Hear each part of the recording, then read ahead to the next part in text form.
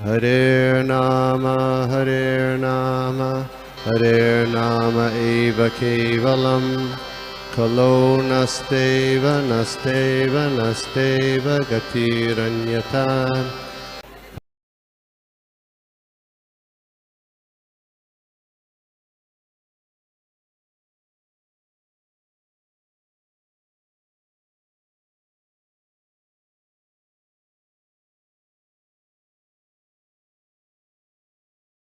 जी, हरे कृष्णा, सभी को दंडवत प्रणाम। आज जो है हम सेकेंड कैंटो का 10वां अध्याय, जो आखिरी अध्याय है, उसके आखिरी पड़ाव में है, तो हम उसे देखते हैं आज। कल तक हमने 25th वर्ष तक किया था, तो 26 से 26 to 51 आज हम करेंगे। हरे कृष्णा। 2 कैंटो का 10th चैप्टर का जो है भागवत सभी प्रश्नों के उत्तर है, जो उसका भागवत जो सभी प्रश्नों के उत्तर इस वर्ष सेकेंड कैंडो के 10वें चैप्टर का ये हेडिंग है। तो इसके अंडर नारद मुनि ने प्रश्न पूछे थे अपने पिता से, ब्रह्मदेव से, और ब्रह्मदेव जो है भगवान के बारे में उन्हें सभी प्रश्नों के उत्तर दे रहे, ताकि वो जान पाए कि सर्व पुरुषोत्तम भगवान कौन है, क्या है, कैसे है, उन्होंने सृष्टि की निर्माण कैसे किया। फिर सब प्रोसीजर ब्रह्मदेव उन्हें बता रहे, काल के बारे में बता रहे हैं, सर्ग विसर्ग के बारे में बता रहे। तो अब हम 26 देखेंगे वर्ष। 26 वर्ष में श्रील प्रभुपाद 26 वर्ष हमें बता रहा है कि अभी तक हमने 25 तक अलग अलग शरीर के अवयवों का उत्पत्ति कैसे हुई इसके बारे में देखा। So what was the need, उसकी जरूरत क्यों महसूस हुई भगवान को, तो उसी के आगे हम कंटिन्यूएशन में चल रहे हैं अभी। तो काम सुख, संतानोत्पत्ति तथा स्वर्गिक अमृत सुख के स्वादन के लिए भगवान ने जननेन्द्रिय की उत्पन्न की। इसी प्रकार जननेन्द्रिय तथा उसके अधिष्ठिता देव प्रजापति उत्पन्न हुए। मतलब इस द्वारा हमें शास्त्रों से ये भी पता चलता है कि हमारे हर अवयव के, अंग के, शरीर के जितने अवयव है उसके अधिष्ठाता देव कौन है ना। ये नॉलेज तो शायद भागवतम में ही मिलता होगा और कहीं मिलना भी मुश्किल है। तो ये प्रजापति उसके अधिष्ठाता देव है, और काम सुख की वस्तु तथा अधिष्ठाता देव भगवान की जननेन्द्रिय के अधीन रहते हैं। मतलब हमें ये भी पता चलता है कि जो कोई भी डेमिगॉड्स अधिष्ठाता देव है सभी अवयवों के, वो हमेशा किसके अधीन होते हैं, तो भगवान के अधीन होते हैं। तो यहाँ पे एक श्रील प्रभुपाद अच्छा मैसेज देते हैं कि संतान उत्पत्ति जो करने के लिए एक हमें जो लिविंग बींग्स को, जीवात्माओं को जो ये मिली है सुविधा, तो उसको हम कृष्ण भावना भावित भक्त पुत्र पुत्री, मतलब उनको जन्म दे और उनको कृष्ण भावना भावित बनाए, ये माता पिता का सर्वोच्च कार्य है। मनुष्य को स्मरण रखना चाहिए कि जननेन्द्रिया, काम सुख, स्त्री तथा संतान, ये सभी भगवान की सेवा में संबंधित हो, और जो भगवान के साथ अपने सेवा संबंधों को भूल जाता है वह प्रकृति के नियमों के द्वारा 3 प्रकार के तापों से पीड़ित रहता है। हमने देखा कि जैसे मैंने अभी कहा कि सभी को भगवान की सेवा में लगाना चाहिए, क्योंकि भगवान कहते हैं हर जो कुछ भी है वो मैं ही हूँ। तो अगर हम जो ये सभी चीजें भगवान की सेवा में नहीं लगाते हैं तो मनुष्य को क्या होता है, 3 प्रकार के तापों से पीड़ित। हमें जानते हैं आदि भौतिक, आदि दैविक और आध्यात्मिक, ये 3 ताप होते हैं। आगे 27वें वर्ष में तत्पश्चात जब उन्हें खाए हुए भोजन के मल त्याग की इच्छा हुई तो गुदाद्वार और फिर पायु इंद्रिय और उनके अधिष्ठाता देव मित्र विकसित हुए। पायु इंद्रिय तथा उत्सर्जित पदार्थ ये दोनों अधिष्ठाता देव के आश्रय में रहते हैं।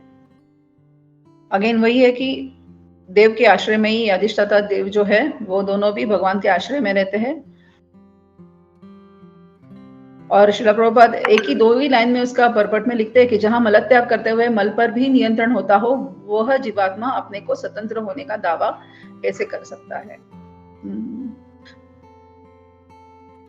मतलब जीवात्मा और भगवान एक ही है, प्रभुपाद यहाँ में मैसेज दे रहे हैं। फिर आगे जाके तत्पश्चात जब उन्हें एक शरीर से दूसरे शरीर में जाने की इच्छा हुई तो नाभि तथा अपान वायु एवं मृत्यु की एक साथ सृष्टि हुई। मृत्यु तथा अपान वायु दोनों का ही आश्रय नाभि में है। तो यहाँ पे प्राणवायु और अपान वायु, ऐसे 2 वायु है। प्राणवायु जो है वो जीवन दाता है, और अपान वायु जो है वो प्राण को रुद्ध करता है, मतलब वायु को रोकता है, इसीलिए उसे अपान वायु कहते हैं। तो ये सभी जो है वो मतलब प्राण रुक जाता है तो डेफिनेटली मृत्यु का लक्षण है ये। तो इसीलिए ये अपान वायु और जो है और नाभि मृत्यु की एक साथ सृष्टि हुई, मतलब नाभि में ही मृत्यु बसता है। ऐसा क्यों कहते हैं? क्योंकि शिशु जो है वो माता के शरीर से नाभि द्वारा ही कनेक्टेड होता है। तो उसके जन्म के पश्चात जो है वो शिशु माता के शरीर से विलग होता है, वो नार जो जिसको कहते हैं वो काट कर ही उसे अलग किया जाता है। इसी विधि से परमेश्वर ने अपने आप को नाना रूपों में पृथक किया। अतः जीवात्माएं भिन्न अंश है और इसका कोई स्वतंत्र सत्ता नहीं होती। मतलब क्योंकि हम जानते हैं कि ब्रह्मा जी का भी जो है वो जन्म जो है वो नाभि कमल से ही हुआ है भगवान के। सो 29 वर्ष में आगे जाता है, जब भोजन तथा जल लेने की इच्छा हुई तो उदर, आते और धमनियां प्रकट हुई। नदियां तथा समुद्र इनके पोषण तथा उपपचय के स्रोत है। तो जो हमारे शरीर में जो धमनियां है और हमारे जो आते हैं उनको क्या कहा गया है कि आतों के अधिष्ठाता देव है नदियां और धमनियों के है समुद्र। तो जैसे नदियां जाके समुद्र में मिलती है जो हम जानते हैं जिसे, तो जो धमनियां है वो हमारे शरीर में मतलब शरीर के हर भाग तक पहुंचती है, तो वो समुद्र की तरह बहती है। तो भगवान को जब भोजन तथा जल लेने की इच्छा हुई तो उन्होंने उदर तथा आते और धमनियां प्रकट करी। नदियां तथा समुद्र इन दोनों के अधिष्ठाता देव है और ये आते तथा धमनियों को स्वस्थ रखते हैं। जब उन्हें अपनी शक्ति के कार्यकलापों के विषय में सोचने की इच्छा हुई तो हृदय, मन का स्थान, मन, चंद्रमा, संकल्प तथा सारी इच्छा का उदय हुआ।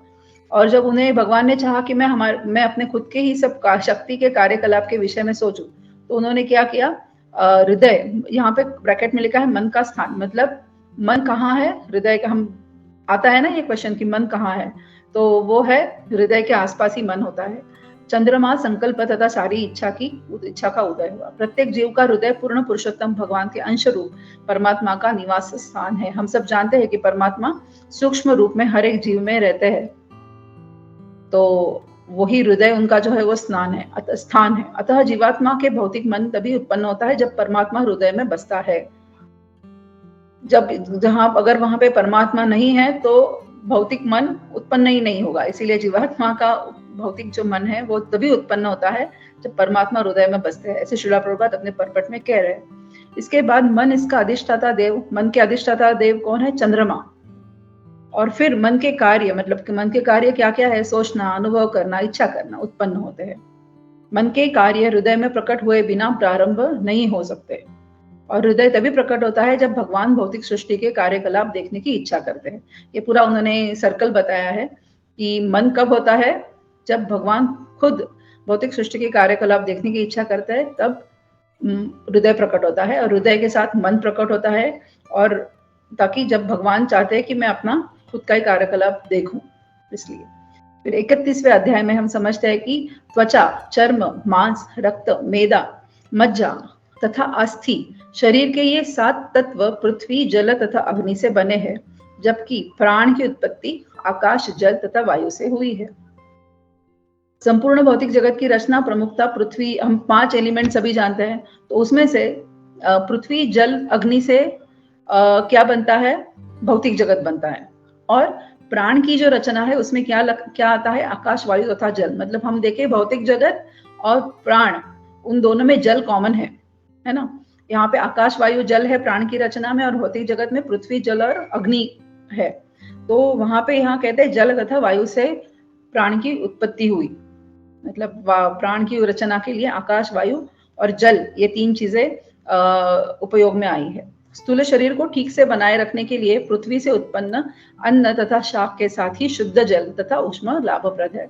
मतलब हम जानते हैं कि 70% ये अर्थ में 70% वाटर है और 30% लैंड है, वैसे ही हमारा शरीर भी मोर देन 70% वाटर से बना हुआ है। इसीलिए यहाँ पे जल का ज्यादा से ज्यादा महत्व बताया गया है। जैसे कि अभी ये सर्दियों के दिनों में हम देखते हैं, गर्मियों के दिनों में हम शरीर में जल की मात्रा, हम प्यास कम लगना या फिर बढ़ना, ये सब सिम्टम्स है। मतलब भौतिक जो बाहर सीजनल चेंजेस हमारे शरीर पे कैसे इफेक्ट करते हैं। लेकिन जल जो है इज वेरी इंपॉर्टेंट, और उसमें से क्या मिलती है हमें? ऊष्मा जो मिलती है वो लाभप्रद है। 32वें अध्याय में बता रहे हैं कि इंद्रियां प्रकृति के गुणों से जुड़ी होती है और भौतिक प्रकृति के ये गुण मिथ्या अहंकार से जनित है। मन पर समस्त प्रकार के भौतिक अनुभवों, सुख दुख का प्रभाव पड़ता है और बुद्धि मन के तर्क वितर्क रूप स्वरूप में है। जो हमारी इंद्रियां है वो प्रकृति से जुड़ी हुई है, 5 सेंसरी ऑर्गन्स जो है वो प्रकृति के गुणों से जुड़े हुए हैं हमारे, और इसी मिथ्या अहंकार में रहते हैं। और तभी हम हमारे जब हमारा जन्म होने के बाद में हम क्या करते हैं, इस शरीर को हम अपना समझने लगते हैं। जीवात्मा भौतिक शरीर के भीतर बन जाने पर तुरंत देहात्मक संबंध बना लेता है और आत्मा के रूप में अपनी स्थिति को भुला देता है। We started believing ourselves as a body, और हम अपना आत्मा की जो ओरिजिनल स्थिति है उसको हम भुला देते हैं। लेकिन इसको मन जो है, जो हमने पहले देखा है, वो नियंत्रित करने में उसे काम करता है। लेकिन उसके मन को नियंत्रित करने के लिए क्या होना जरूरी है? बुद्धि तर्कशील होनी जरूरी है। क्योंकि बुद्धि अगर तर्कशील है तो बुद्धिमान मनुष्य जो है वो बुद्धि के सदुपयोग से इस संसार के मोह से मोक्ष प्राप्त कर सकता है। और जो बुद्धिमान मनुष्य है वो आत्म साक्षात्कार के लिए अच्छी संगति का, मतलब गुड एसोसिएशन का चयन करता है। इस प्रकार बुद्धिमान व्यक्ति धीरे धीरे पदार्थ के मोह तथा अहंकार से छूटकर सच्चिदानंदमय जीवन को प्राप्त होता है। मतलब यहाँ पे बुद्धि का महत्व बताया गया है कि बुद्धिमान व्यक्ति अपनी बुद्धि का उपयोग कैसे करता है। इस भौतिक अनुभवों, सुख दुखों का उस पर कोई प्रभाव नहीं पड़ता, और वो तर्क वितर्क स्वरूप है बुद्धि जो है, और वो तर्क वितर्क भगवान के चिंतन में उसे लगा देता है, ऐसे बता रहे हैं यहाँ पे। अभी 33 वर्ष में इस तरह भगवान का बाह्य रूप अन्य लोकों की तरह स्थूल रूपों से घिरा हुआ है, जिनका वर्णन मैं तुमसे पहले ही कर चुका हूँ। अच्छा, श्री ब्रह्मदेव यहाँ पे बता रहे हैं कि भगवान का जो बाह्य रूप है वो स्थूल रूपों से घिरा हुआ है। भगवान की वियुक्त भौतिक शक्ति 8 प्रकार के भौतिक अवर्णों से, मतलब पृथ्वी, जल, अग्नि, वायु, आकाश, मन, बुद्धि तथा अहंकार से घिरी है। तो हम समझते हैं कि यही भगवान है, और बुद्धि जो बद्ध जीव है वो दिव्य दृष्टि उनके पास नहीं होती, इसके लिए वो भगवान को नहीं देख सकते। अतः वे भगवान के अस्तित्व तथा उनके दिव्य रूप को नकारते हैं, ताकि जब हम देखते हैं कि जो देखा है आंखों से उसी को सत्य मानने की जो बुद्धि होती है, उस वजह से हम भगवान के जो रूप है उसको नकार देते हैं। और जो अल्पज्ञानी पुरुष विराट भौतिक रूप का आवरण स्वीकार कर लेते हैं, यह कैसे होता है इसकी व्याख्या अगले श्लोक में उन्होंने बताई है। मतलब कैसे एक अल्पज्ञानी पुरुष है जो ज्ञान के बल पर, बुद्धि के बल पर भगवान के विराट स्वरूप को स्वीकार करता है। तो आगे जाके बता रहे हैं कि अतः इस स्थूल संसार से परे दिव्य संसार है, और जो सूक्ष्म से भी सूक्ष्मतर है। न तो इसका आदि है, न मध्य और न अंत। अतः यह व्याख्या अथवा चिंतन की सीमाओं के परे है और भौतिक बोध से भिन्न है। मतलब हम जो देखते हैं अगर उसी को मानते हैं, मानना पसंद करते हैं जो बुद्धि की इसमें, तो फिर ये सब व्याख्या बता रहे हैं यहाँ पे कि उनको उनकी सीमाओं के परे है, कि वो जो देख ही नहीं पा रहे तो उनको वो बिलीव भी कैसे करेंगे। श्रीला प्रभुपाद यहाँ पे इस वर्ष में एक निर्विशेषणम करके एक वर्ड का उपयोग हुआ है। तो निर्विशेषणम मतलब जानते हैं कि भगवान में वो ये विशेषता नहीं है, लेकिन ऐसा नहीं है। श्रीला प्रभुपाद हमें यहाँ पे एक्सप्लेन करते हैं, मैं थोड़ा पढ़ूंगी इसे। विशेषणम का अर्थ है गुण, अतः निर के जुड़ने से निर्विशेषणम का अर्थ भौतिक गुणों या विविधताओं से रहित हो जाता है ना। निर्विशेषण का अर्थ है विविधताओं से रहित। इस निषेधात्मक पद में 4 दिव्य गुण है: अप्रकट, दिव्य, शाश्वत तथा मन एवं वाणी से परे। शब्दों की सीमाओं से परे का अर्थ है भौतिक बोध का निषेध। जब तक मनुष्य दिव्य पद को प्राप्त नहीं होता, वह भगवान के दिव्य रूप को नहीं जान सकता। मतलब दिव्य पद को जब तक प्राप्त नहीं करता, दिव्य पद को प्राप्त करने के लिए भक्ति मार्ग का एक चयन करने के लिए हमें बताया गया है। और फिर उसे कैसे करना है, ज्यादा से ज्यादा भगवान के करीब उसके चिंतन में कैसे रहना है, ये सब नवविधा भक्ति द्वारा हमें पता चलता है। और जब मनुष्य जब इस दिव्य पद तक पहुंचता है तभी वो भगवान के दिव्य रूप को जान पाता है। और इसीलिए कहते हैं कि देयर इज लाखों में विरला ही होगा जो भगवान तक पहुंच सकता है, क्योंकि इट्स वेरी डिफिकल्ट कि भगवान को दिव्य पद तक पहुंचना और फिर आगे भगवान के दिव्य रूप को जानना। तो 35वें वर्ष में आगे बता रहा है कि मैंने तुमसे भौतिक दृष्टिकोण से भगवान को ये जिन 2 रूपों का ऊपर वर्णन किया है, उनमें से कोई भी भगवान को जानने वाले शुद्ध भक्तों द्वारा स्वीकार नहीं किया जाता। अभी निर्विशेषवादी भगवान को जो बताया गया है ऊपर, उसमें से दो रूप उन्होंने बताया। एक तो विश्वरूप भगवान, एक जो है वो विश्वरूप भगवान की पूजा करते हैं, और दूसरी ओर जो है भगवान के अव्यक्त, प्रकट और सूक्ष्म रूप का चिंतन करते हैं। ऐसे भगवान के 2 रूप बताए कि उनका चिंतन करना और उनकी पूजा करना, ऐसे 2 रूपों में बताया। भगवान के शुद्ध भक्त जो होते हैं वो वैकुंठ रूप में नारायण या श्री कृष्ण की पूजा करते हैं, और वो क्या होता है कि वैकुंठ रूप से भौतिक जगत में उन्हें की कृपा से श्री राम, श्री कृष्ण, नरसिंहदेव के रूप में वो प्रकट होते हैं भगवान, और इसीलिए भक्तजन इनकी पूजा भी कर सकते हैं। शुद्ध भक्त जो है वो पूजा उनकी कभी रुकती नहीं है, क्यों किंतु निर्विशेषवादी जो है उनकी पूजा ब्रह्म ज्योति तक ही सीमित होती है, और वो जब ब्रह्म ज्योति में मिल जाते हैं तो उनकी वो पूजा रुक जाती है। इसीलिए शुद्ध भक्तों को जो है वो विद्वान कहते हैं, क्योंकि वो भगवान का पूरा पूरा उन्हें ज्ञान रहता है, तो उनकी पूजा कभी रुकती नहीं है। ऐसे श्रील प्रभुपाद अपने वर्ष में यहाँ बता रहे हैं। अपने दिव्य नाम, गुण, लीलाओं, परिवेश तथा विभिन्नताओं के कारण भगवान अपने आप को दिव्य रूप में प्रकट करते हैं। यद्यपि इन समस्त कार्यकलापों का उन पर कोई प्रभाव नहीं पड़ता, किंतु वे व्यस्त से प्रतीत होते हैं। अच्छा, मतलब भगवान जो है, अभी हमने आगे देखा कि भगवान जिन रूपों में आते हैं, तो जो जीव है, जीवात्माएं हैं, जो विद्वान अगर है तो वो उनकी रूप में उनकी पूजा करते हैं, और वो उनका पूरा पूरा ज्ञान वो पाते हैं शास्त्रों के माध्यम से। तो आगे ब्रह्मा जी बता रहे हैं कि वो ये जो लीला करते हैं या फिर जो प्रकट होते हैं, इनसे उनके समस्त कार्यकलापों पे कोई प्रभाव नहीं पड़ता उनके, लेकिन फिर भी वो व्यस्त से प्रतीत हो जाते हैं। तो श्रील प्रभुपाद हमें बता रहे कि ब्रह्मा, विष्णु तथा शिव के रूप में भगवान प्रकृति के त्रिगुणों का संचालन करने वाले हैं। ठीक है, तो विष्णु से ब्रह्मा, ब्रह्मा से शिव उत्पन्न है। कभी कभी ब्रह्मा विष्णु के पृथक अंश होते हैं, तो कभी ब्रह्मा स्वयं विष्णु होते हैं। इस प्रकार ब्रह्मा ब्रह्मांड भर की समस्त योनियों का उत्पन्न करते हैं, जिसका अर्थ होता है कि भगवान संपूर्ण सृष्टि को या तो स्वयं उत्पन्न करते हैं या फिर अपने अधिकृत सहायक के माध्यम से करते हैं। मतलब ब्रह्मा जी बता रहे हैं कि आई एम द सोर्स, कि मैंने जीवात, मतलब मैं आदि, जिसको आदि नहीं कह सकते, but I am the father, I mean सब सीड गिविंग फादर तो कृष्णा है, लेकिन जीवों की उत्पत्ति किनसे हुई है? तो ब्रह्मा जी से हुई है। तो आगे ये टोटल 4 वर्सेस है, 37 to 40।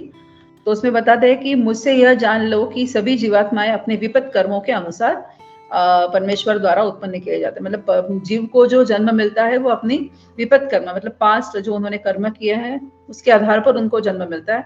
वो कोई भी हो सकता है, गंधर्व, असुर, पक्षी, जंगली पशु, पर्वत, जड़, शुभ अशुभ नक्षत्र, कोई भी उनको कोई भी जन्म मिल सकता है, लेकिन वो किसके आधार पर होगा? उनके विपत कर्म, मतलब पास कर्मों के आधार पर उनका अगला जन्म होता है। और उसमें आगे बताया है कि सुखी दुखी अथवा मिश्रित सुखी दुखी जीव सम्मिलित भी उसमें होते हैं। ये सभी अपने पूर्व कर्मों के अनुसार परमेश्वर द्वारा सृजित होते हैं। क्योंकि हम जानते हैं कि हमें अपने माता पिता भी सिलेक्ट करने का ऑप्शन नहीं है। हम हमारे खुद के माता पिता नहीं सिलेक्ट कर सकते, लेकिन जो हम कर्म करते हैं वो कर्मों के द्वारा ही हमारी अगली जो है जन्म के बारे में, मतलब कहते हैं कि हमारा अगला जन्म क्या होगा, इसकी शुरुआत हमने हमारे इस लाइफ से ही करी हुई है। द वे हम जो बिहेव करते हैं या फिर हम हमारे जो कर्म करते हैं उसके ऊपर ही डिपेंड है कि हमारा अगला जन्म क्या होगा।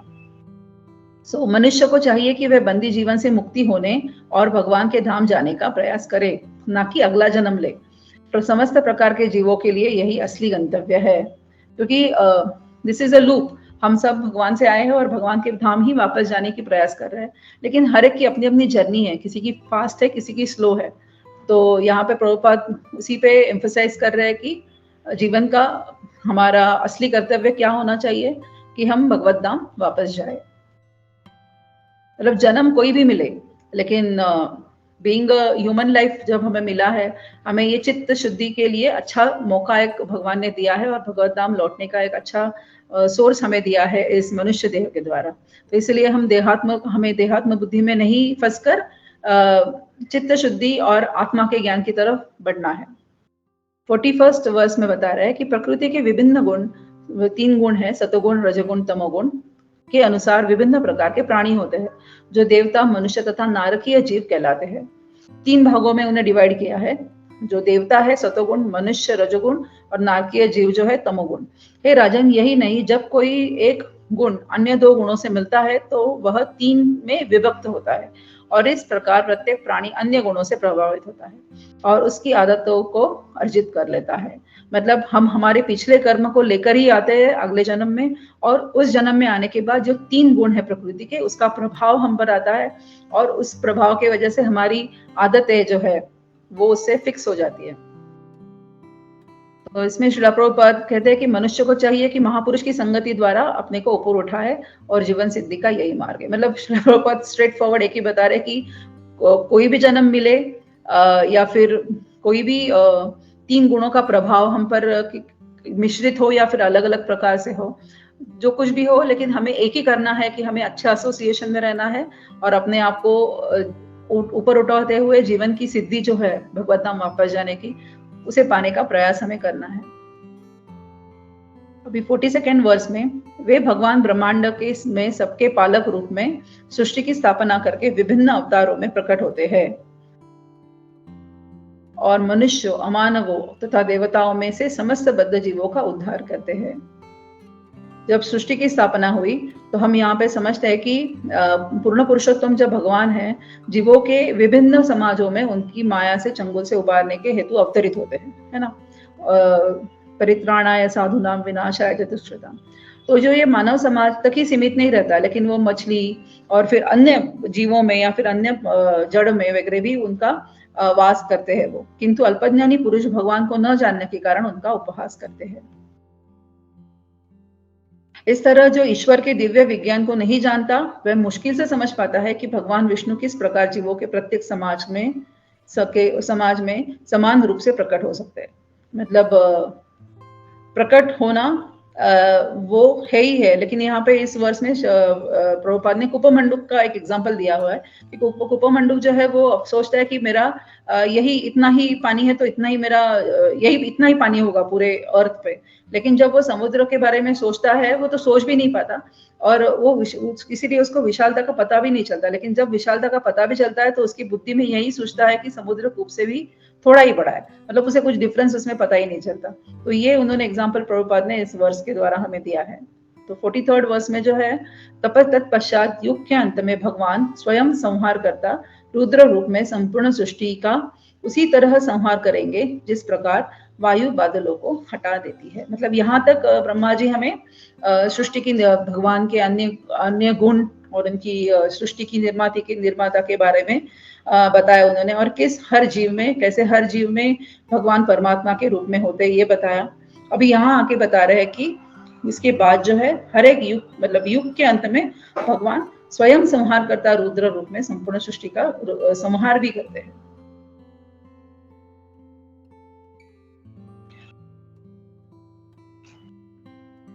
यहाँ पे बादल का एग्जाम्पल दिया गया है कि जिस तरह बादल को हटा देती है वायु, उसी तरह ये सृष्टि भी समाप्त हो जाती है और इसके लिए रुद्र रूप में खुद भगवान ही उसका समापन भी करते हैं, उसको समाप्त कर देते हैं। भगवान की परम इच्छा से यथासंभव निश्चित रूप से नष्ट होने वाले पदार्थ में अपनी शक्ति को नष्ट करने के बजाय बद्ध जीव को चाहिए कि इस शक्ति को भगवान की भक्ति में लगाया जाए। प्रभुपाद अपने पार्ट में इसी बात को लेकर हमें जो उसका डे टू डे लाइफ में हम उसको कैसे समझे, तो वो बता रहे हैं कि हमें जो है वो जो नष्ट होने वाले पदार्थ जो है उनमें हमें अपनी एनर्जी नहीं लगानी चाहिए, ताकि हमें अपनी एनर्जी जो है वो भगवान की भक्ति में लगानी चाहिए और अन्य शाश्वत प्रकृति में जा सके जहाँ न जन्म है, न मृत्यु, न सृष्टि है, न प्रलय, वरना वहां ज्ञान से परिपूर्ण और असीमित आनंद भरा शाश्वत जीवन है। तो प्रभुपाद हमें वो जीवन के बारे में भी बता रहे हैं यहाँ पे कि हमें कहाँ जाना है, कि जहाँ पे ना प्रलय है और असीमित आनंद है और सब कुछ शाश्वत है, ऐसे जीवन की तरफ हमें जाना है, ना कि इस टेम्पररी लाइफ में हमें उलझ के रहना है। सो बद्ध जीव को आत्म साक्षात का अवसर प्रदान करना है, न कि इंद्रिय तृप्ति का जो सभी सकाम कर्मियों का मूल लक्ष्य है। मतलब यहाँ पे स्ट्रांगली बता रहे हैं प्रभुपाद कि इंद्रिय तृप्ति करना ही कर्मियों का मूल लक्ष्य होता है। तो हमें हमारी एनर्जी इसमें नहीं लगानी है, बल्कि हमें जो हमारी एनर्जी है वो आत्म साक्षात्कार के लिए उसको यूज करना है। 44th वर्ष में आगे जाते हैं हम। किंतु शुद्ध भक्त भावात बड़े बड़े तत्वज्ञानी पूर्ण पुरुषोत्तम भगवान के कार्यकलापों का ऐसा ही वर्णन करते हैं, किंतु शुद्ध भक्त जो है वो भावातीत देश में ऐसे रूपों से भी बढ़कर महिमा में वस्तुएं देखने के अधिकारी होते हैं। तो यहाँ पे जो है श्रील प्रभुपाद हमें बता रहे हैं कि भगवान जो है वो अपनी विविध शक्तियों से उत्पन्न भौतिक संसार के ही सृष्टा और संहारक नहीं है, वे मात्र सृष्टा तथा संहारक से बढ़कर है। मतलब हमें यहाँ तक ही हमारा नॉलेज सीमित नहीं रखना है कि उन्होंने ये सब बनाया और उन्होंने उसका संहार किया। प्रभुपाद हमें आगे बता रहे हैं कि हमें उससे आगे बढ़कर भी सोचना है, क्योंकि उनका एक आनंद रूप भी है, सच्चिद आनंद है वो। भगवान का यह आनंद रूप केवल शुद्ध भक्त जो है वही देख पाते हैं, और वो अन्य जो है वो वहीं तक सीमित रह जाता है कि हाँ भगवान ने सृष्टि बनाई, वही उसका संहार करेंगे। लेकिन उसके जाके जो उनका सच्चिद आनंद रूप है वो सिर्फ भक्त ही जान पाते हैं। तो ब्रह्म संहिता में जो है श्री कृष्ण की इस दिव्य भूमि का वर्णन आया है, जिसे भगवान की श्री चैतन्य इस विषय का अत्यंत प्रामाणिक साहित्य मानते हैं। मतलब ब्रह्म संहिता में भक्त्या माम अभिजानाति वो जो श्लोक है वो बताता है कि भक्त जो है वही भगवान को असली रूप में, उनका जो आनंदमय रूप है उसे जान सकता है। 45th वर्ष में हम आते हैं। भौतिक जगत की सृष्टि तथा संहार के लिए भगवान के द्वारा किसी प्रकार का प्रत्यक्ष कौशल नहीं किया जाता। उनके प्रत्यक्ष हस्तक्षेप के विषय में वेदों में जो कुछ वर्णित है वह केवल इस विचार का निराकरण करने के लिए है कि भौतिक प्रकृति ही सृष्टा है। प्रत्येक वस्तु जो है ब्रह्म द्वारा उत्पन्न है। सृजन के पश्चात प्रत्येक वस्तु ब्रह्म द्वारा पालित है, और संहार के पश्चात जो है वो ब्रह्म में ही संरक्षित रहती है। तो हमें यहाँ पे कोई भी चीज निराकरण नहीं है, मतलब देयर इज सम और अदर रीजन बिहाइंड एवरीथिंग। तो इसीलिए भौतिक प्रकृति ही सृष्टा है, मतलब निर्माता है, ऐसे बता रहे हैं यहाँ पे।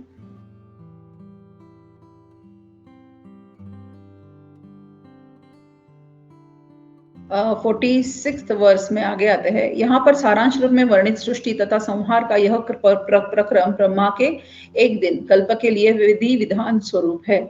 यही महत् सृष्टि का भी नियामक विधान है, जिसमें प्रकृति विसर्जित हो जाती है। अभी स्टिल ब्रह्मा जी यहाँ पे संहार और सृष्टि के संहार के बारे में बात कर रहे हैं। तो यहाँ पे बता रहे हैं कि जो हम जानते हैं सभी कुछ, सृष्टि के 3 प्रकार है, महाकल्प, विकल्प तथा कल्प। प्रभुपाद उसके बारे में आगे परपट में बताते हैं कि महाकल्प क्या है, विकल्प क्या है और कल्प क्या है। तो ये जो ब्रह्मा जी का एक दिन है उसे कल्प कहते हैं, और ये इसी कल्प के आधार पर उनका दिन चलता है। तो बहुत सारे जो वैज्ञानिक है वो शायद काल के बारे में आगे आएगा, तो हम उसको आगे देखते हैं एक्चुअली। तो यहाँ पे जो है 30 कल्प के बारे में और उनके नाम भी दिए गए हैं। इतना डिटेल भागवतम में हमें नॉलेज मिलता है एक्चुअली। तो ये ब्रह्मा जी के 30 कल्प जो है ये जो कौन से है, मतलब हमारे जैसे 12 महीने हैं वैसे उनके कल्प है, और उन्हें महीनों से लेकर लगातार 100 वर्ष तक रहना होता है। अतः हम अनुमान लगा सकते हैं कि केवल कल्पों में कितनी सृष्टियां होती होंगी। तो ब्रह्मा जी के एक दिन का कैलकुलेशन जो है उसके ऊपर से ये कल्प का ज्ञान हमें मिलता है, और 30 कल्प के नाम यहाँ पे दिए गए हुए हैं। तो अतः विष्णु के श्वास निश्वास महाकल्प है।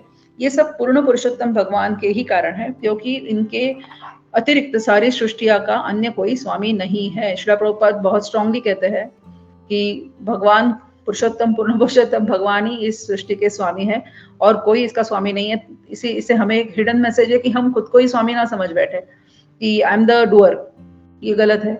तो उनके अलावा कोई और स्वामी हो ही नहीं सकता।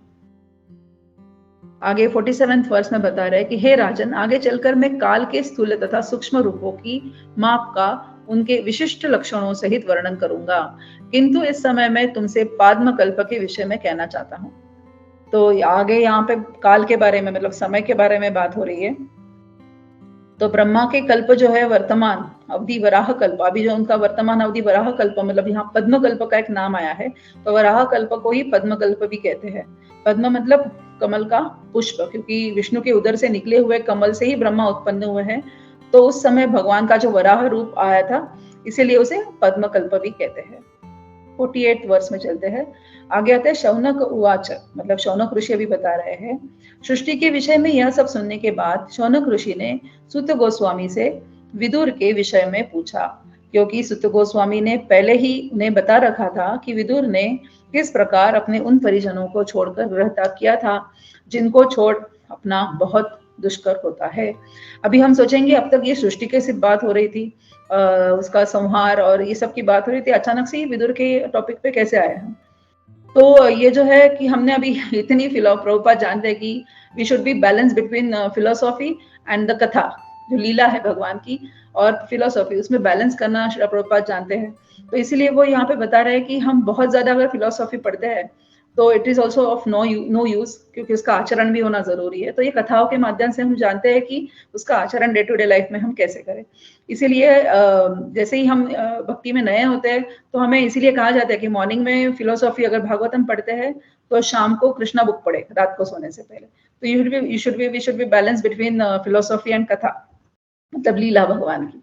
तो यहाँ पे शौनक आदि ऋषि विदुर के विषय में जानने के लिए अत्यंत उत्सुक थे, जिनकी भेंट विश्व के तीर्थ स्थलों की यात्रा करते समय मैत्रेय ऋषि से हुई।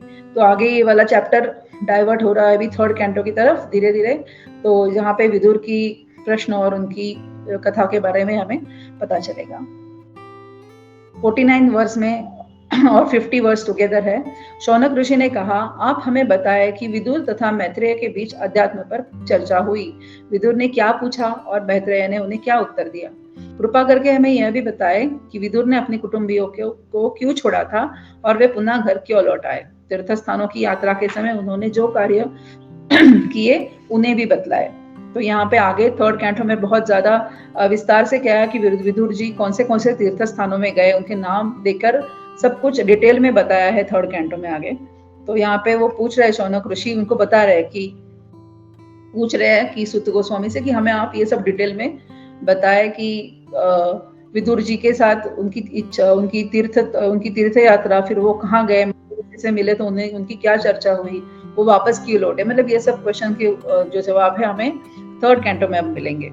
तो आगे सूत उवाच, सूत मुनि 51st मतलब जो लास्ट वर्स है इस श्लोक का, उसमें बता रहे कि श्री सूत गोस्वामी ने बताया, अब मैं तुम्हें वे सारे विषय बताऊंगा जिन्हें राजा परीक्षित के द्वारा पूछे जाने पर महामुनि ने उनसे कहा था। कृपया उन्हें ध्यानपूर्वक सुनो। अभी सूत गोस्वामी जो आगे है ये सब उनके बारे में बताने जाएंगे हमें। प्रत्येक पूछे गए प्रश्न का उत्तर यदि किसी अधिकारी विद्वान का उदाहरण देकर दिया जाता है तो उससे बुद्धिमानों को संतुष्टि होती है। यहाँ तक कि न्यायालयों में भी यही विधि अपनाई जाती है। सर्वश्रेष्ठ वकील अपने मुकदमे की स्थापना के लिए बिना कोई कष्ट उठाए पूर्ववर्त फैसलों से साक्ष्य प्रस्तुत करता है और यही परंपरा विधि कही जाती है। और विद्वान अधिकारी इधर उधर से व्यर्थ तर्क न देकर इसका पालन करते हैं। तो हमें चाहिए कि हम परमेश्वर की आज्ञा माने, और क्योंकि प्रत्येक वस्तु में उनका हाथ है। ऐसे ब्रह्म संहिता का जो श्लोक है, ईश्वर परम कृष्ण सच्चिदानंद विग्रह अनादिरादिर गोविंदम सर्व कारण कारणम। तो श्रील प्रभुपाद इस वर्ष से ये 51st श्लोक जो है उसे खत्म करते हैं और सेकंड कैंटो की समाप्ति होती है। इस प्रकार श्रीमद् भागवत के द्वितीय स्कंद के अंतर्गत भागवत सभी प्रश्नों का उत्तर है नामक 10वें अध्याय के भक्ति वेदांत तात्पर्य पूर्ण हुए। जय श्रील प्रभुपाद। श्रील प्रभुपाद की जय। अनंत कोटि कृष्ण। हरे कृष्ण। हरे कृष्णा माता जी, thank you, very nicely summarised. और आज के समराइजेशन में भी हमने देखा कैसे डिटेल जो है भगवान के अवयवों के बारे में बताया और उस अंग के कौन अधिष्ठाता है, and very nicely explain all this things. तो थैंक यू माता जी फॉर दैट।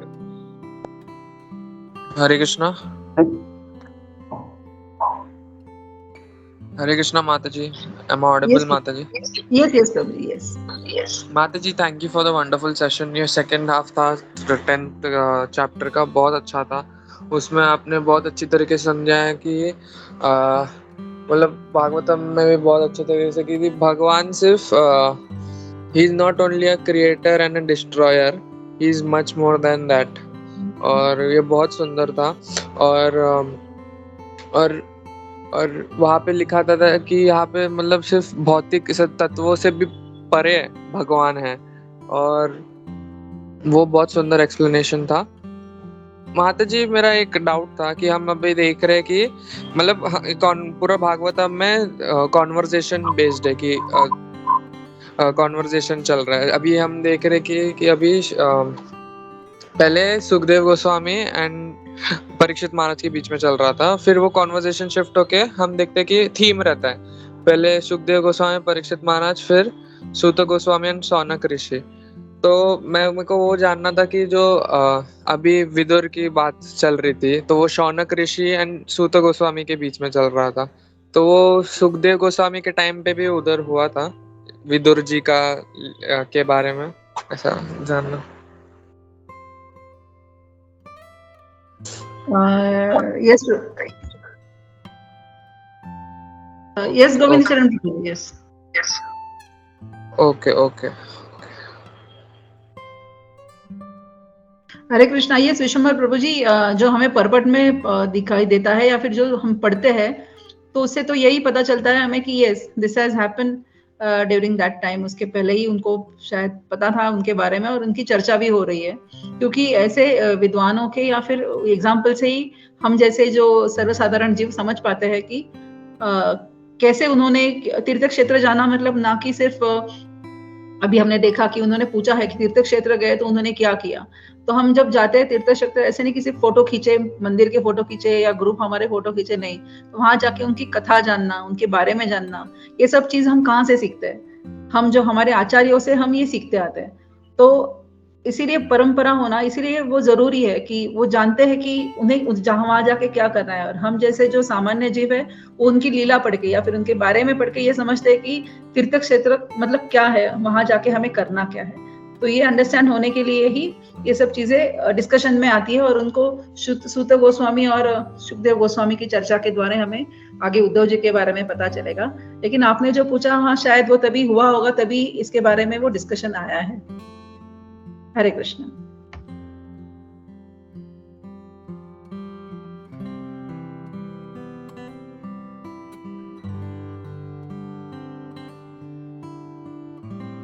थैंक यू माता जी।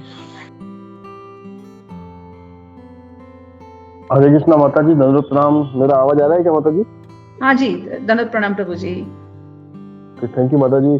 बहुत ही ये जो सेकंड सेंटो जो हुआ है, ये काफी थोड़ा सा समझने में भी थोड़ा ऐसे ही था, लेकिन वापस रिवीजन हो गया इसका, तो बहुत ही अच्छे से इसको क्लियर हो गया। और इसमें मेरा बस एक ये था, लेकिन वो आपने बता कर क्लियर किया। मेरे का एकदम से ये कैसे, मतलब फिलोसॉफिकल बातें होती एकदम से विदुर जी की बातें चलती हैं, ये मैं सोच ही रहा था। लेकिन इतने में आपने बताया कि प्रभुपाद जी को पता था कि ना, ये एकदम से इतनी फिलोसॉफी देने से अच्छा है कि थोड़ा सा बीच में वो भी दिया जाए। और अभी जैसे गोपी मनोहर प्रभु जी ने जो बताया कि मन की लोकेशन, जो अभी आपने भी बताया कि हृदय में रहती हैं, तो जीवात्मा भी हृदय में रहती हैं। तो ये जो बुद्धि के लिए जो अभी बताया गया, बुद्धि मतलब वो भी मन, बुद्धि, अहंकार तो एक सूक्ष्म शरीर है और आत्मा के ऊपर एक आवरण है, तो बुद्धि भी और अहंकार भी तो हृदय में रहते हैं ना? ये बस मेरा प्रश्न था। अहंकार जो है प्रभु जी, हरे कृष्णा, मैं कोशिश करूंगी, गोपी मनोहर प्रभु जी या फिर कोई और इसमें ऐड कर सकते हैं। लेकिन अहंकार जो है वो मिथ्या अहंकार नहीं होना चाहिए। मतलब अहंकार, मैं भगवान का भक्त हूँ, इस चीज का अहंकार है तो वो अच्छा अहंकार है। लेकिन अहंकार मिथ्या है कि मैं ही खुद भगवान हूँ, तो ये मिथ्या अहंकार जिसे कहते हैं। तो डेफिनेटली अहंकार जो है वो मन और हमारे विचारों से ही प्रकल्पित होता है, मन से ही आता है, क्योंकि मन और बुद्धि का कनेक्शन हमने देखा क्या होता है, तो वो उसी से आता है। और जो आत्मा जो है वह मन, बुद्धि, अहंकार के जैसे उसके पिंजरे में बंद है, राइट? तो अगर मन, बुद्धि, अहंकार को इस पिंजरे, आत्मा को इस पिंजरे से अगर छुड़ाना है, तो वो पिंजरा तोड़ना जरूरी है, तो आवरण तोड़ना जरूरी है। तो आवरण तोड़ने की जो कुल्हाड़ी है वो है हरिनाम। अगर हरिनाम जो हम लेते हैं, इस कलयुग का जो धर्म है, अगर उसे हम अच्छे से लेते हैं, संकीर्तन करते हैं, हमारी साधना अच्छे से करते हैं, नामस्मरण अच्छे से हमारा अगर हो रहा है, तो वो कुल्हाड़ी काम करती है उस आत्मा को इस सूक्ष्म शरीर से भी मुक्त करने का। इसके आगे जाके अगर हम सोचे तो इस सूक्ष्म शरीर से भी हमें आत्मा को मुक्त करना है हरिनाम के द्वारा। Hare Krishna Prabhu ji, I hope I answered your question. Hare Krishna माता जी, काफी अच्छा बताया। लेकिन इसके ये था कि मन, बुद्धि, अहंकार जो हमारा सूक्ष्म शरीर है और जो आत्मा के ऊपर आवरण है, तो आत्मा हमारे हृदय के अंदर है, तो मन भी अभी यहाँ पे हमें पता चला कि हृदय के अंदर है, तो बुद्धि और अहंकार भी हृदय के अंदर ही है या इसका कोई लोकेशन हमारे शरीर में कोई अलग है, जैसे हमारा जो मस्तिष्क है क्या वो वहां रहती है? मेरा प्रश्न ये था। Yes Gopi Manohar Prabhu ji. Hare Krishna. Thank you माता जी। तो प्रभु जी का प्रश्न ये है कि मन अगर हृदय में है तो अहंकार और बुद्धि कहाँ पर है, करेक्ट? तो क्या ये भी मन के अंदर ही है, जो मैं समझ रहा हूँ? जी प्रभु जी, आप सही है। ओके, तो जैसे इसका श्लोक नंबर 32 में लिखा है कि मन जो है वो हृदय में स्थित है। तो देखते हैं हृदय में जब स्थित बोलते हैं तो ऐसा नहीं कि एग्जैक्टली वो हृदय मतलब near the heart of the region of the heart. और इसके लिए जो है हम बोल सकते हैं जीवात्मा तो है, परमात्मा भी है और मन भी है अपना। और आगे ही एक दो श्लोक के बाद वहाँ पे भागवतम में आता है कि माइंड्स कैपेबिलिटी टू एनालाइज, उसको समझना, उसको क्लासीफाई करना, क्या सही है क्या गलत है, ये भी मन का ही एक फीचर है which is called as intelligence, which is buddhi. तो हम लोग ये समझ सकते हैं कि माइंड जब आगे और अच्छी तरह से एनालाइज कर सकता है क्या सही है क्या गलत है, क्योंकि मन हमेशा अहंकार में सोचता है। तो वी कैन अंडरस्टैंड अहंकार मन से आता है, तो अहंकार भी जो है वहीं पर है। और इंटेलिजेंस जो है तो आगे माइंड का जो एक फीचर है उसको डेलिब्रेट करना, उसको क्लासीफाई करना, तो वो that is called as intelligence. तो that I think shloka number 32 के आसपास या कहीं पे है वो ऐसा। तो उसमें हम लोग देख सकते हैं तो मन, बुद्धि और अहंकार सब वहीं पर है। वो उस मतलब इस श्लोक के माध्यम से हम लोग समझ सकते हैं कि सब वहीं पर है। हरे कृष्णा। हरे कृष्ण प्रभु जी। मतलब हृदय के पास में ही है ये तीनों चीजें ना। और आपने जो 32 नंबर श्लोक का बताया प्रभु जी,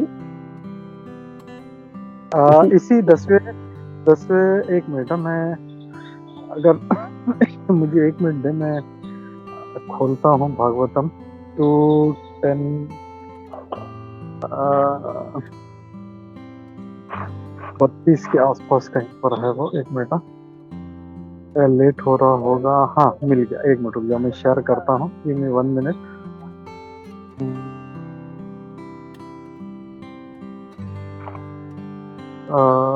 कहाँ गया solution? Share screen start. Okay, अब शायद मेरा स्क्रीन दिख रहा होगा, दिख जाए तो मुझे बता देना। जी प्रभु जी। तो इसमें दिख रहा है the sense organs are attached to the modes of material nature and the modes of material nature are products of false ego.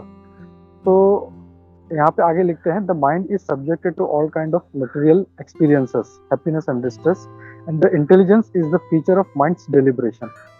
तो यहाँ पे लिखा है। और यहाँ पे हाँ 30वें में लिख रहे हैं, सॉरी 30वें में, चलो खोल के देख लेते हैं। Then heart the seat of the mind, यानी हार्ट जो है वो उसका आसन है मन का। दैट मीन्स मन यहाँ पे स्थित है। और फिर 32 में अगर हम लोग देखें तो 32 में इधर लिखा है कि mind is subjected to all kinds, sorry ये हाँ उसके पहले the mind is subjected to all kinds of material experience, नहीं इसके पहले हाँ the sense organs are attached to the modes of material nature and the modes of material nature are the products of false ego. ये false ego के कारण होता है हम जो भी अहंकार में या जो भी कार्य करते हैं प्रकृति के गुण के प्रभाव में, तो ये भी वहीं पर है।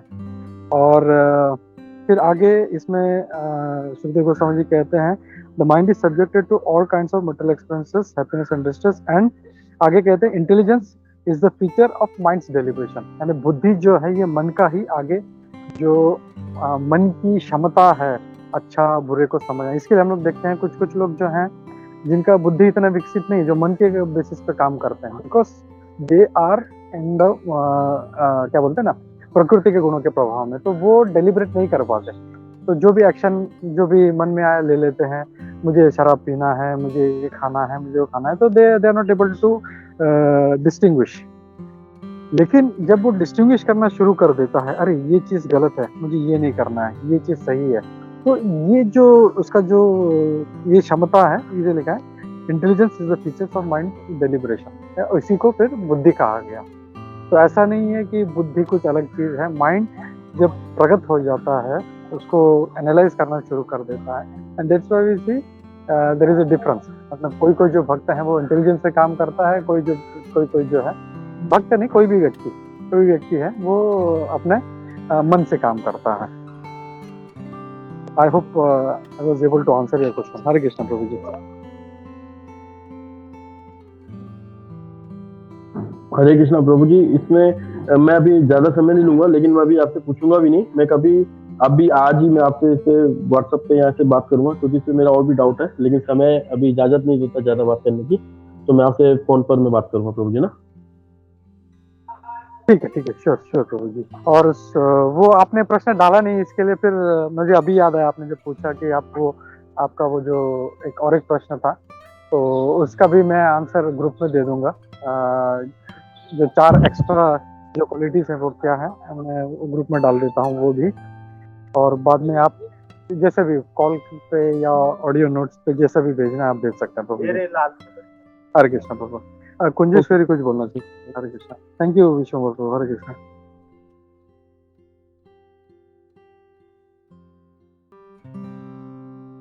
हरे कृष्णा। वो मेरे को वो क्वेश्चन पे था कि मेरे भगवत गीता क्लास में ये था कि जो सोल का कवरिंग है वो सटल बॉडी से होता है, फिर सटल बॉडी फिर gross body.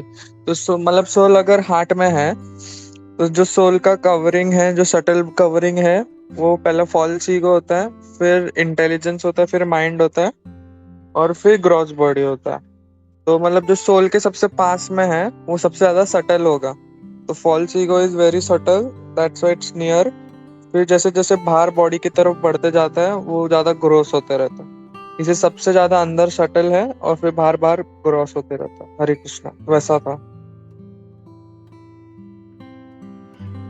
Hare Krishna Prabhu ji, nicely added the point. Hare Krishna, thank you so much. Sir, Prabhu, please repeat this. Can you repeat this just again?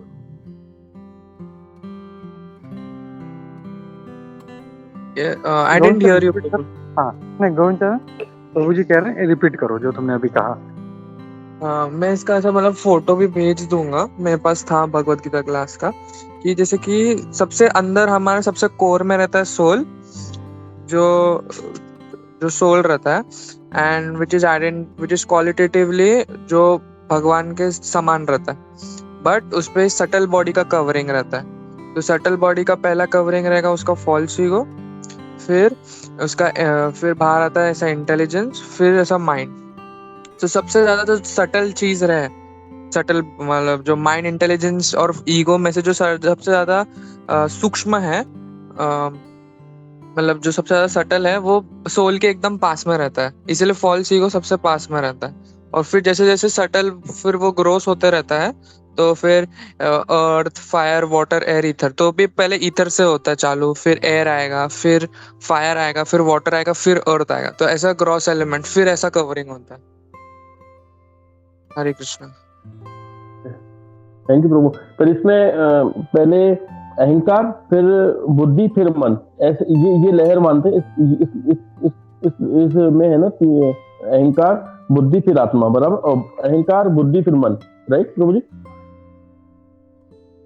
Yes प्रभु। मेरे को अगर एग्जैक्ट ऑर्डर भी मालूम पड़ा ना तो मैं आपके साथ शेयर करता हूँ, पर इतना पक्का है कि सटल बॉडी पहले जो सबसे ज्यादा सटल रहेगा वो अब सोल के सबसे करीब रहेगा, और जो सबसे ज्यादा ग्रॉस रहेगा वो सोल से दूर रहेगा। वैसा वो शरीर के पास रहेगा।